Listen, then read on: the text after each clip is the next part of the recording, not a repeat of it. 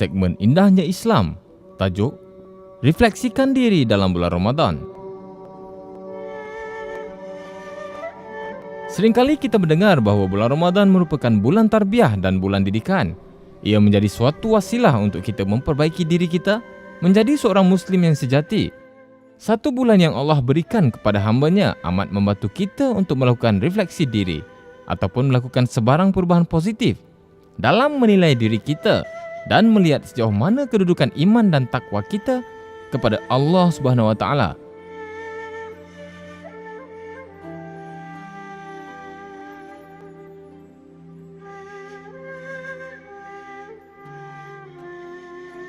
Dalam surah Al-Baqarah jugalah Allah Subhanahu wa taala berfirman tentang kewajipan melaksanakan ibadah puasa.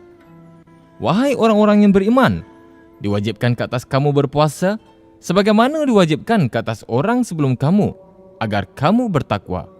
Surah Al-Baqarah ayat 183.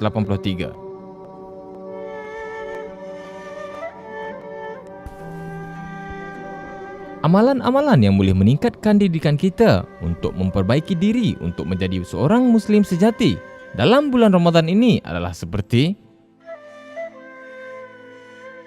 pertama, mengkhatamkan Al-Quran. Kita hendaklah sentiasa mengamalkan membaca Al-Quran.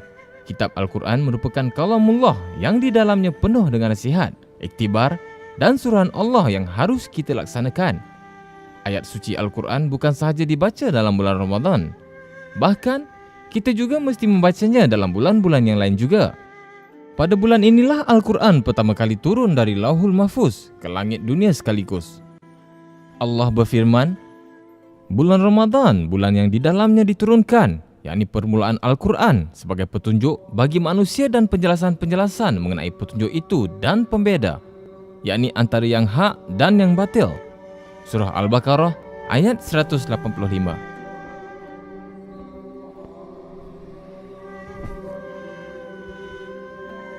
Kedua, solat tarawih. Rasulullah SAW bersabda, barang siapa yang menghidupkan malam bulan Ramadan kerana iman dan mengharapkan pahala dari Allah, akan diampuni dosa-dosanya yang telah lalu. Sebuah riwayat mengatakan bahawa Nabi SAW pernah solat 11 rakaat, terkadang 13 rakaat, atau kurang dari itu. Ketika ditanya tentang solat malam, beliau bersabda, 2 rakaat, 2 rakaat. Jika seseorang di antara kamu bimbang masuk waktu subuh, hendaklah solat 1 rakaat witir.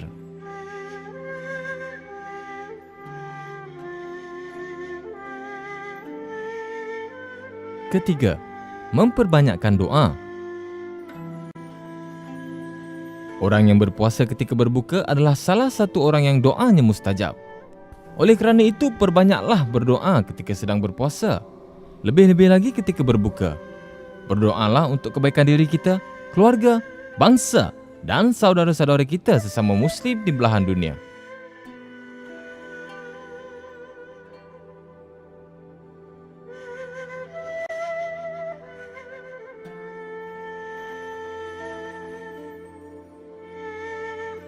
Keempat, memberi buka puasa.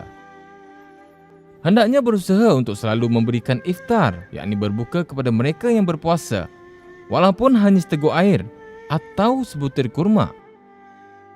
Sebagaimana sabda Rasulullah SAW yang berbunyi, barang siapa yang memberi iftar, yakni untuk berbuka kepada orang-orang yang berpuasa, maka baginya pahala seperti orang yang berpuasa tanpa dikurangkan sedikit pun. Riwayat Bukhari Muslim.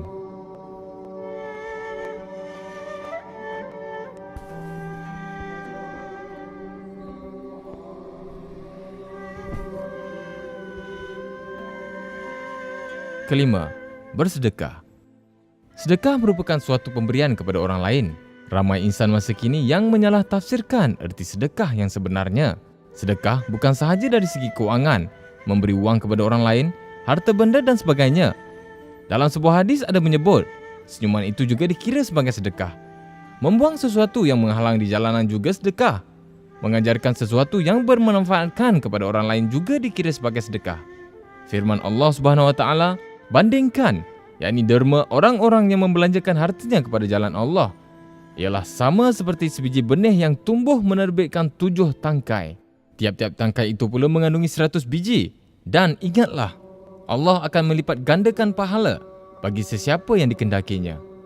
Surah Al-Baqarah ayat 261.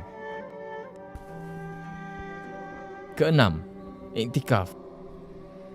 Iktikaf adalah berdiam diri di masjid untuk beribadah kepada Allah. Iktikaf sunat bagi laki-laki dan perempuan, kerana Rasulullah SAW selalu beriktikaf, terutama pada 10 malam terakhir, dan para isterinya juga turut iktikaf bersamanya. Dan hendaklah orang yang melaksanakan iktikaf memperbanyakkan zikir, istighfar, membaca Al-Quran, berdoa, solat sunat dan lain-lain. Ketujuh, umrah. Ramadan adalah masa terbaik untuk melaksanakan umrah, kerana umrah pada bulan Ramadan memiliki pahala seperti pahala haji, bahkan pahala haji bersama Rasulullah SAW. Baginda bersabda, umrah pada bulan Ramadan seperti haji bersamaku.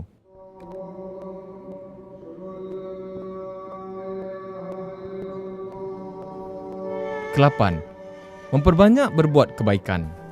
Bulan Ramadan adalah peluang keemasan bagi setiap Muslim untuk menambah akaun pahalanya di sisi Allah.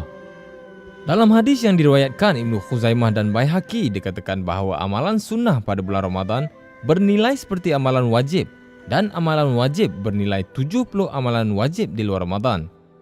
Raihlah setiap peluang untuk berbuat kebaikan sekecil apapun, meskipun hanya sekadar tersenyum di depan orang lain. Kesembilan, menghidupkan Lailatul Qadar.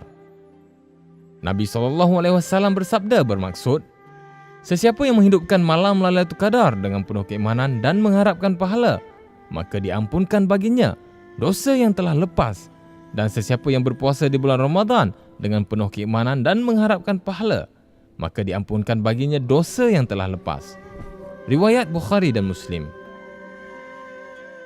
Justru jadikanlah bulan Ramadan ini sebagai satu bulan yang penuh dengan keridaan dan keberkatan daripada Allah Subhanahu wa taala. Jadikanlah ia titik permulaan untuk kita mentarbiahkan diri kita. Semoga kita beristiqamah dalam meneruskan amalan kita sehingga pada bulan-bulan seterusnya. InsyaAllah, semoga kita termasuk orang-orang yang boleh manfaatkan momentum Ramadan untuk merealisasikan ketawaan diri kita dan boleh meraih gelaran bebas dari neraka. IMR TV, saluran Ramadan Anda.